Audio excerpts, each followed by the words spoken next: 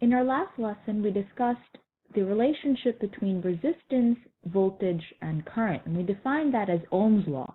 And Ohm's law tells us R equals V over I. Our resistance is equal to the ratio between voltage and current. Today, we're going to be further exploring what determines the resistance of a device. So we're going to be looking at factors which affect resistance. The first of these factors is the length of our conductor. The longer the length of the conductor, the further the charge has to travel to get from one end to the other end. Therefore, as length increases, the resistance of your conductor also increases. As resistance increases, it means it's more difficult for the charge to move through. So as length increases, resistance increases. So if we were to make a graph of R versus L, what is that graph going to look like? So as length increases, we said resistance should also increase. So this, in fact, when you graph it, is going to have a linear relationship, or you can say it's a direct relationship. Our next factor is our cross-sectional area. Cross-sectional area is another way to say the thickness or the chubbiness of the wire. So the thicker the wire, the more space the charge has to move. Therefore, the fatter the wire, the thicker the wire, the easier it is for current to flow. So as cross-sectional area increases, your resistance is going to decrease. So here, if we look at our diagram, as the length gets longer and longer, it's more and more difficult for the charge to get from one end to the other. Therefore, as length increases, resistance increases. Here is our cross-sectional area. The fatter the wire, the thicker the wire, the easier it is for a charge to move through that wire. Therefore, as cross-sectional area increases, resistance is going to decrease. So if we are again going to make a graph, this time of resistance and cross-sectional area, to demonstrate this relationship, as resistance, or rather as area increases, your resistance should decrease. So we should get a graph that looks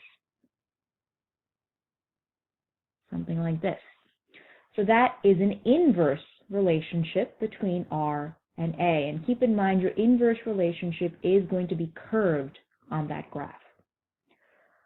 Our next factor is material. So we've already spoken about the differences between insulators and conductors. Conductors allow charge and current to flow freely through them, which means they have a low resistance. Whereas insulators make it difficult for current to flow through them, therefore they are going to have a high resistance. So material is definitely going to play a part here. And finally, our last factor which affects resistance is temperature. Now let's think about why temperature would affect our resistance. Now in any material, there's always going to be some molecular vibration which is going on. In a low temperature, in a cool wire, those molecular vibrations, demonstrated here by the gray dots, is going to be less than in a hot or warm wire. So as temperature increases, those molecular vibrations are going to increase. So if current is trying to pass from one end of the wire to the other end of the wire, the greater those molecular vibrations are happening, the more things that this charge is going to try to bump into as it moves from one end to the other end, which makes it harder for the current to flow. So the greater the temperature, the more resistance the wire is going to give you.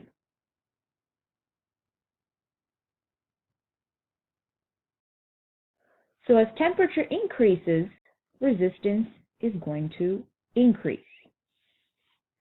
So we can take these four factors and we can put them into an equation. And this equation tells us that R equals rho L over A, where R stands for your resistance, L is the length of your wire, A is your cross-sectional area, and in this equation, rho is a constant, which depends on both the material and the temperature.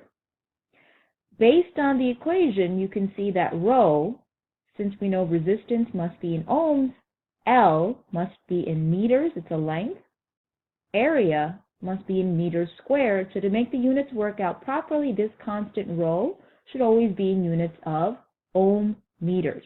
That's ohm times meters. So this constant resistivity will change only if we change the material or the temperature. Changing the length or the cross-sectional area will not affect the resistivity.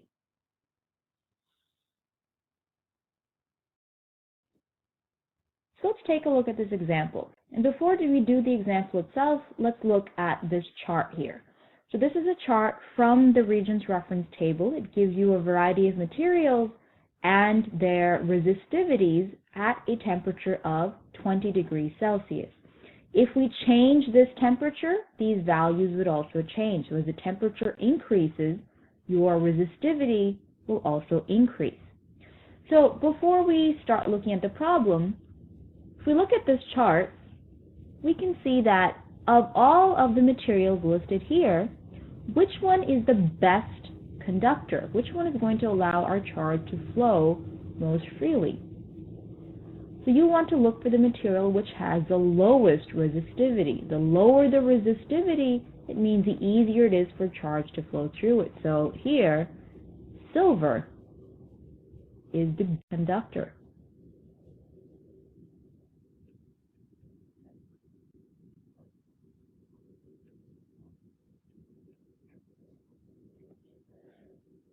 Now, in our houses, even though silver is the best conductor, we do not do our wiring in silver because silver is very expensive. So in your house, all the wiring is done mostly in copper. You can see it still has a pretty low resistivity, but it is not as expensive as silver is. Of the materials listed, which one has the highest resistivity? Which one is the worst conductor of the materials listed? That is going to be nichrome. You can see nichrome has a resistivity of 150 times 10 to the negative 8 ohm meters, which is much higher than any of the other materials listed here. But even nichrome has a use, and we all have it in our homes. If you look inside your toaster oven or your hair dryer, or if you have an electric stove, those heating coils, the ones which burn red hot, those are made of nichrome wire. So because nichrome wire is such a poor conductor, when current passes through it, it heats up and dissipates the energy that way. So if you're looking for a good conductor, nichrome is not what you want. But if you're looking for something to get hot to either heat your food or dry your hair, nichrome is exactly what you want to use. Another material which you may be familiar with here is tungsten. Incandescent light bulbs, which are the old kind of light bulbs, we are kind of moving away from them, but they still do exist. Incandescent light bulbs, the filament inside the bulb is made of tungsten. You can see tungsten is also a higher resistivity than a silver or a copper, so when current moves through it, it gets hot and it glows, which is what makes our light bulb light. So again, different materials are going to offer different resistivities. So let's take a look at this problem. So we want to know what is the resistance at 20 degrees Celsius of a copper wire that is 10 meters long and having a radius of 1.8 times 10 to the negative 2 meters. So we know our equation as we defined it. This equation is in your reference table. We know that R equals rho L over A, where rho is your resistivity, so you're going to look that up in your chart. L is the length of the wire, and A is your cross-sectional area. So if you look here, they did not give us the area, but instead they gave us the radius. So the first thing we're going to do is we can calculate that cross-sectional area. So a wire, a copper wire, is going to have a cross-section which is in the shape of a circle. So we can say that our area is pi r squared. So we have pi, which you can use 3.14, and they gave us the radius, so that's 1.8 times 10 to the negative 2 meters, and we're going to square that.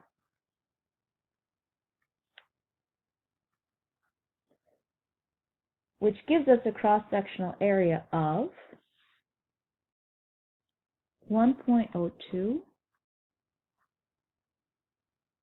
times 10 to the negative 3rd meters squared. So that is our cross-sectional area, and then we're going to put that into our equation for A. So we could say R equals rho. We're going to look that up in the chart. So copper wire, so we have this value here, so 1.72 times 10 to the negative 8 ohm meters.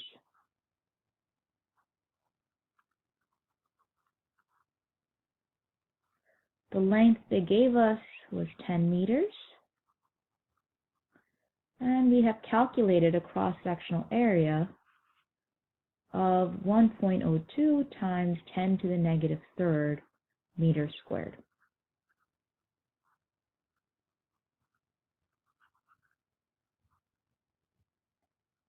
And then calculating that, putting that into our calculators, we get a final answer of 1.7 times 10 to the negative 4 ohms.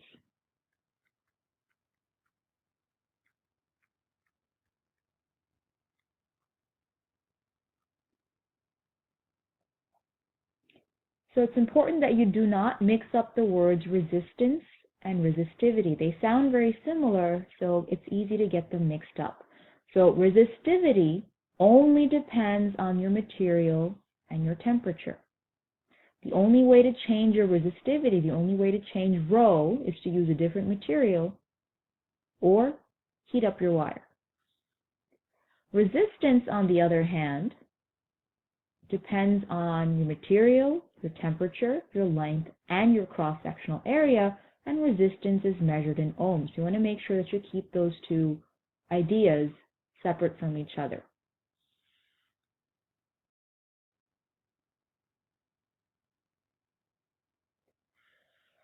So our next example, we have a multiple choice question. We want to know which wire has the least resistance.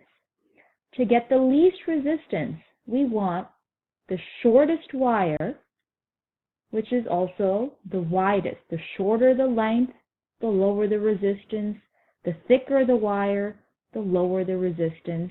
So keeping those factors in mind, we are going to go for choice C.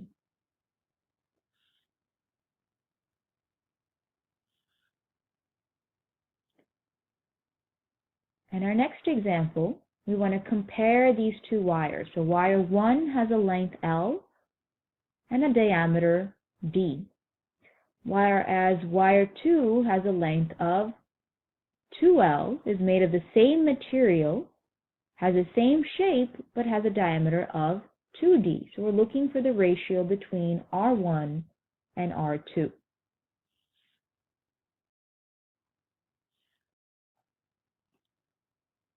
So R1, wire 1, we can say its resistance is given by the equation rho L over A. Now wire 2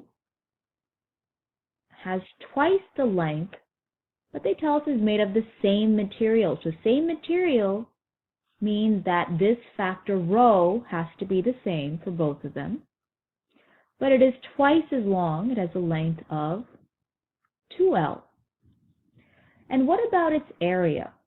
If we double the diameter, how is that going to affect our area? So we know that area of a circle is pi r squared. So if the diameter is doubled, it means that our radius is also doubled. So for double the radius, it means when we square that, we'll get 4 times the area. So wire 2 has 4 times the cross-sectional area of wire 1. So when we take the ratio of R1 to R2,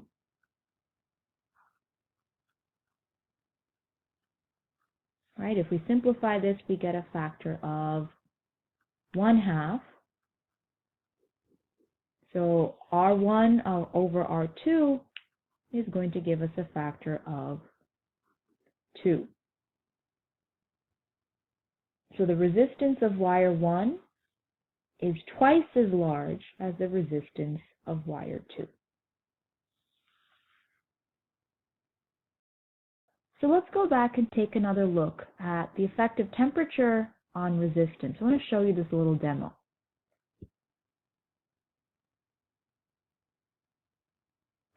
So in our setup, we have our power supply, which is like our battery. We have a light bulb, wire wrapped around a coil, and we have here a container full of liquid nitrogen.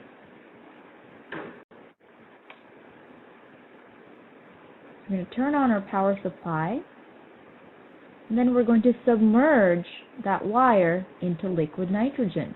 So the liquid nitrogen is cooling down the wire. As the wire cools down, watch what happens to the light bulb.